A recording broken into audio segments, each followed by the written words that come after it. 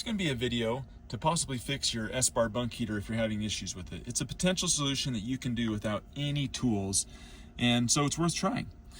Sometimes we'll have guys come in and say that their bunk heater's not working, that it's not doing anything, and it might say that no flame detected on the screen, or it might have a different code on there. It's just not working.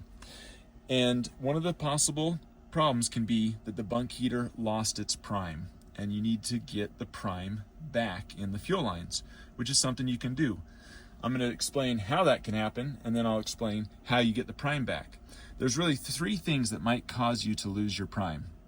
The first one is if you let your fuel tanks run down really low.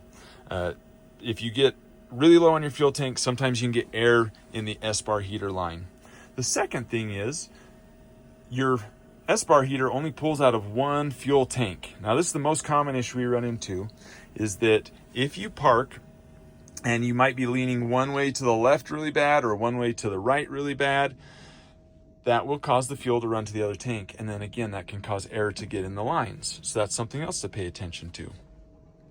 Third thing is that there could just be an issue going on that's caused it to lose its prime. So how do you get the prime back? Well, it's really easy to do. It just takes some patience. All we're going to do is we're going to turn the heater on. So I'm going to enable it. And we're going to sit here and let it run just like normal until it stops. What we're doing is we're allowing the bunk heater to turn the fuel pump on and start pumping fuel to get the fuel lines full.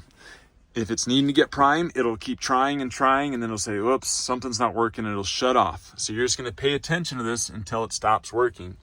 When it does, just turn it off, and then wait a few seconds and turn it back on, and do the same thing again.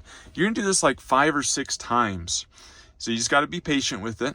You're just going to let that fuel pump keep working and get fuel in the lines. And if that's the issue, eventually it'll just start working and your bunk heater is going to put out some air. As a fun fact, this is actually the first troubleshooting step we do in our shop when someone says their bunk heater isn't working.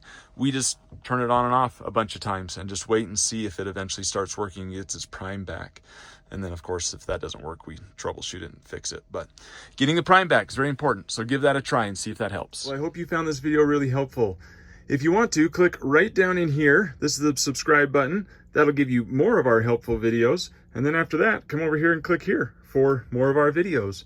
Remember, truck drivers are American heroes. Let's make truck drivers great again and keep on.